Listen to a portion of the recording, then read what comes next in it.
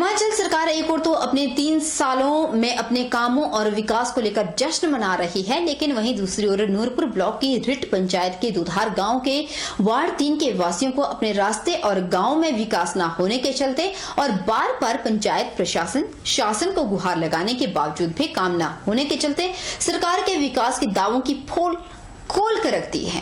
सरकार द्वारा कितना विकास हो रहा है मीडिया के माध्यम से बताने के बावजूद भी कोई भी शासनिक या प्रशासनिक अधिकारी उनकी समस्याओं को पूछने तक नहीं आया, इसलिए दुधार वासी करेंगे चुनाव का अब बहिष्कार। रिट पंचायत के दुधार गांव की शामिली पठानिया ने कहा कि उनके गांव में रास्ते की समस्या को लेकर पहले भी मीडिया के माध्यम से दिखाया और बताया गया कि 5 सालों से पंचायत के किसी भी प्रतिनिधि ने उनके वार्ड में कोई काम नहीं करवाया, जिसके चलते वह गांव वासियों ने चुनाव का बहिष्कार करने का निर्णय लिया। No work no vote.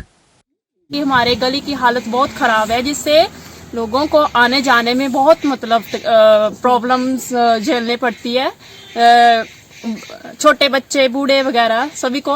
तो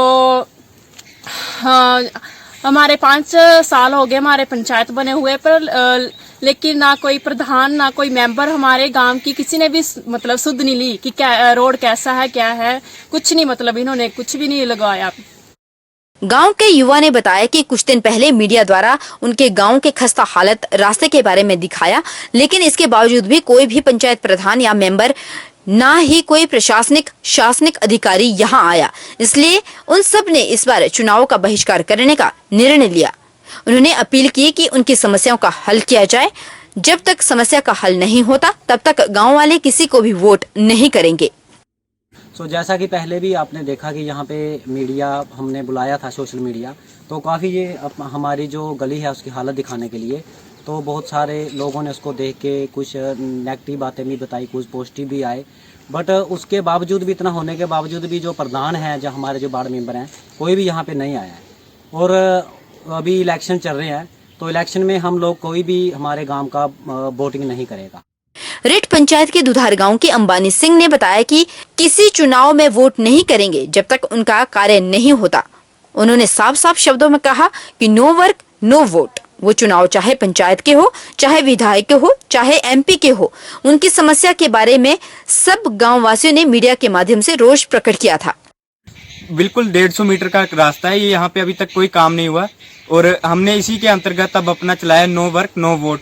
जब तक हमारा कोई काम नहीं होता हम तब तक कोई वोट नहीं देंगे, चाहे वो कोई प्रधान का वोट हो, चाहे कोई इलेक्शन उनके एमएलए के हो, चाहे कैबिनेट के इलेक्शन हो, हम किसी में पार्टिसिपेट नहीं करेंगे अंटिल हमारा रास्ता नहीं बनता। जब हमारा रास्ता बनेगा हम सारा गांव एक साथ इकट्ठे होकर किसी अच्छे आदमी को वोट डालने जरूर जाएंगे। जिले कुल्लू में शारीरिक शोषण का शिकार और सेक्स वर्कर के उत्थान के कार्य में लगी सामाजिक संस्था मानस सहाय के द्वारा सेक्स वर्कर को खाद्य आपूर्ति विभाग द्वारा दी गई राशन किट वितरित की गई। संस्था के द्वारा 400 सेक्स वर्कर को यह सुविधा प्रदान की गई। प्रदेश सरकार के द्वारा चलाई जा रही योजना के तहत यह किट उपलब्ध करवाई गई। जिला कुल्लू मनाली में कार्य कर रही मानस सहाय बहुउद्देश्य सामाजिक संस्था के सहयोग से इस कार्य को पूरा किया गया। संस्था के द्वारा सेक्स वर्कर के रूप में 400 जो कार्य कर रही है 400 महिलाओं की पहचान की गई थी और उसके बाद उनकी एक सूची भी तैयार कर खाद्य एवं आपूर्ति विभाग को सौंपी गई थी, ताकि सरकार के द्वारा चलाई जा रही योजनाओं को लाभ मिल सके। इस योजना के तहत सभी महिलाओं को 400 राशन किट दी गई, ताकि वह अपने परिवार का गुजर बसर करने में सक्षम हो सके। मानस सहाय बहुउद्देश्य योजना के तहत सेक्स वर्कर का कार्य कर रही महिलाओं को एड्स जैसी बीमारी से बचाव के लिए भी विशेष रूप से जानकारी दी जाती है। वहीं उनके लिए समय समय पर मेडिकल कैंप भी आयोजित किए जाते हैं, ताकि वह गंभीर बीमारियों से भी बची रह सके। सेक्स वर्कर को सरकार द्वारा मुफ्त राशन उपलब्ध करवाया गया और विभाग ने जो है ये राशन मानस कल्याण बहुउद्देशीय संस्था सोसाइटी है मनाली में, उनको उपलब्ध करवाया गया है। 400 किट्स ये उनको उपलब्ध कराई गई हैं और इस संस्था द्वारा आगे वुमेन सेक्स वर्करों को वितरित की गई है। इसमें एक किट में 15 किलो आटा, 10 किलो चावल, 3 किलो दालें, 1 लीटर तेल, 1 किलो चीनी और 1 किलो डबल फोर्टिफाइड नमक उपलब्ध करवाया गया। हिमाचल प्रदेश के विश्वविख्यात शक्तिपीठ श्री नैना देवी में आज से 5 दिवसीय नववर्ष मेला शुरू हो गया है। इस बार कोविड-19 महामारी के तमाम निर्देशों के बीच मनाया जा रहा है। यह मेला 2 जनवरी तक चलेगा। हजारों की संख्या में श्रद्धालु पर्यटक अपने नववर्ष का आगाज करने के लिए मां के दरबार में पहुंचते हैं। पंजाब, हिमाचल, हरियाणा, दिल्ली और अन्य प्रदेशों से श्रद्धालुओं के पहुंचने का क्रम जारी हो गया है। प्रशासन और पुलिस के द्वारा जगह जगह फ्लैक्स बोर्ड लगाकर श्रद्धालु एवं पर्यटकों को मास्क लगाने और सोशल डिस्टेंसिंग का पालन करने के लिए प्रेरित किया जा रहा है, जबकि माता के मंदिर को बार बार सैनिटाइज किया जा रहा है। साफ सफाई का उचित प्रबंध किया गया है। जगह जगह पुलिस का पहरा लगाया गया ताकि आने वाले श्रद्धालुओं और पर्यटकों को किसी भी प्रकार की परेशानी न हो सके। 30 तारीख, 31 और 2 तारीख तक चलेगा। उसमें पुलिस प्रशासन पूरी तरह से मुस्तैद है। 9 सेक्टरों में डिवाइड किया गया है पूरा एरिया को, और सभी जितनी फोर्स आई है उसको डिप्लॉयमेंट कर दी गई है। और अभी से सेक्टर इंचार्जेस की भी मीटिंग कर दी है। जो हमारे जवान हैं उनको भी ब्रीफ कर दिया है पॉइंट पर। और इसके अलावा कम्युनिकेशन सिस्टम हमारा बिल्कुल सुचारू चल पड़ा है। और जैसे व्यवस्था जिस तरह का रश होगा उसी तरह से हिदायत दे दी गई है सेक्टर इंचार्जेस को। और लोगों से भी मेरा आग्रह रहेगा कि क्योंकि कोरोना पीरियड है, थोड़ा सोशल डिस्टेंसिंग का खुद भी पालन करें, मास्क वगैरह का प्रॉपर पालन करें। इसके अलावा कोई भी अग्नि शस्त्र वगैरह, पटाखे इत्यादि ना चलाएं और नशीले पदार्थों का सेवन इस एरिया में ना करें। उधर पांवटा साहिब में विकास कार्यों को गति देने और भ्रष्टाचार पर लगाम कसने के लिए पति पत्नी चुनाव मैदान में उतरे हैं। शिवसेना के पूर्व प्रदेश अध्यक्ष मधुकर डोगरी ने वार्ड नंबर 10 और उनकी पत्नी रेणु डोगरी ने वार्ड नंबर 9 से नामांकन भरे हैं।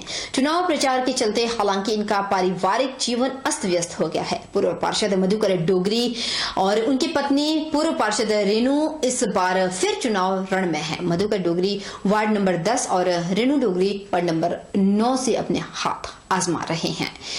वहीं शहर में विकास कार्य रुके पड़े हैं, जिसके चलते पति पत्नी दोनों चुनाव मैदान में उतरने का फैसला लिया है।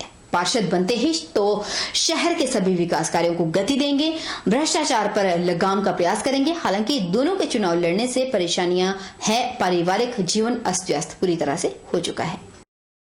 वार्ड नंबर 9 में 225 के घर के आसपास है और वार्ड नंबर 10 में 392 घर हैं। दोनों वार्डों में एक एक घर में जाना पड़ता है, तो परेशानियां तो अपने आप में होती हैं। बेटी बीमार है, लेकिन इन सभी समस्याओं से परेशानियां तो बहुत है, लेकिन हम जो है वो मैनेज कर पा रहे हैं। सुबह से शाम तक प्रचार में जाते हैं। फिर शाम को बेटी को, बड़ी बेटी जो है उसको देख रेख करती है। उसके बाद जो है परेशानियाँ से अवगत पूरी तरह से हैं, लेकिन परेशानियाँ डट कर सामना कर रहे हैं। और खुद ही कोई सहयोग जो है, क्योंकि ना कांग्रेस से संबंध है हमारा, ना बीजेपी से संबंध है, निर्दलीय प्रत्याशी होने के नाते समस्याओं से तो जूझ रहे हैं, लेकिन फिलहाल जो है परेशानियां तो हैं ही हैं, लेकिन डट कर सामना भी करेंगे। नमस्कार, मैं रेणु डोगरी वार्ड नंबर 9 से चुनाव लड़ रही हूं और मधुकर डोगरी वार्ड नंबर 10 से चुनाव लड़ रही हैं। हमारी जीवन में बहुत परेशानियां हैं। हमारी बेटी 3 महीने से कोरोना पीड़ित है, जिसकी वजह से मुझे घर भी देखना पड़ रहा है, बाहर का भी देखना पड़ रहा है। बहुत सारी परेशानियां हमारे जीवन में चल रही हैं। मैं आप सभी से हाथ जोड़ के विनती करती हूं कि हमने काम किया है, आगे भी हम काम करेंगे, साथ हम आपका, संघर्ष हमारा। आजकल हिमाचल प्रदेश में पंचायती राज और नगर निगम के चुनाव चल रहे हैं। चुनावों से ठीक पहले पुलिस की शराब माफिया के खिलाफ बड़ी कार्रवाई की गई है।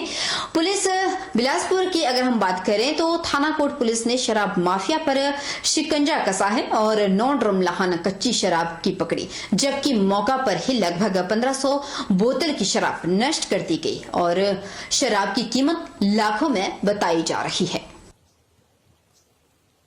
जैसा कि आपको मालूम है कि बहुत जल्दी हमारे पंचायतों के चुनाव होने जा रहे हैं और एमसी की नॉमिनेशन प्रक्रिया भी चल रही है इस वक्त।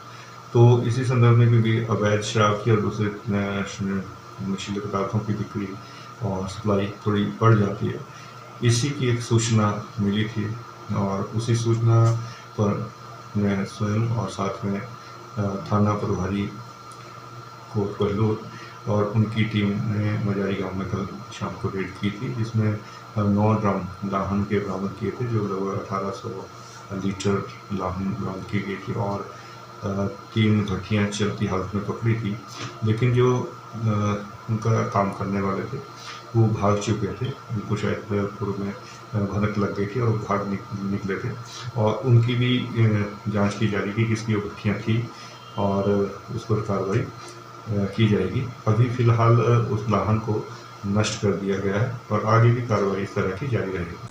उधर नालागढ़ नगर परिषद की ईओ आईएएस रितिका जिंदल ने नालागढ़ में आईएएस और एचएएस परीक्षा की तैयारी कर रहे युवाओं को टिप्स दिए। उन्होंने युवाओं से कहा कि परीक्षा की तैयारी करने के लिए किस तरह से न्यूज़पेपर पढ़ने चाहिए, कौन से विषय पढ़ने चाहिए, कैसे नोट तैयार किए जाने चाहिए। इस सब बातों का ध्यान रखते हुए रितिका जिंदल ने युवाओं को समझाया। उन्होंने अपने अनुभव साझा करते हुए कहा कि किस प्रकार उन्होंने आईएएस की तैयारी की और इस दौरान उन्हें किस प्रकार की समस्याओं का सामना करना पड़ा।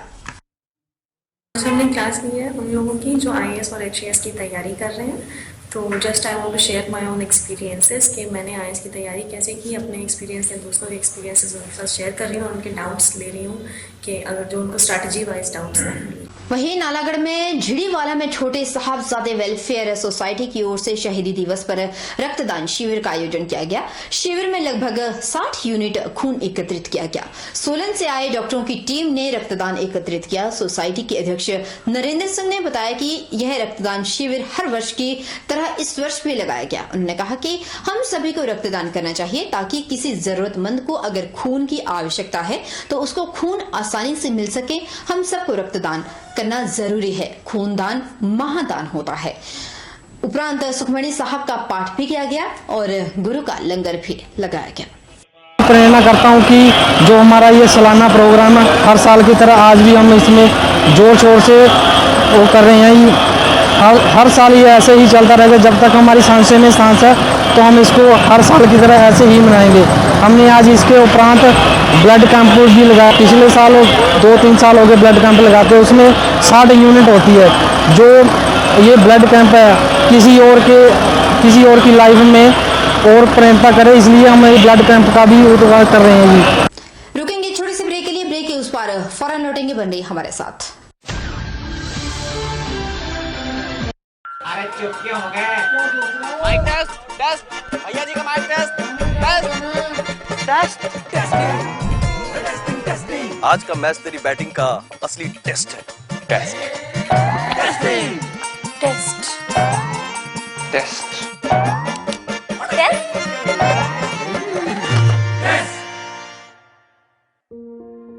मन में शक है तो सरकारी अस्पताल के आईसीटीसी में HIV की मुफ्त जांच करवाएं और सलाह पाएं।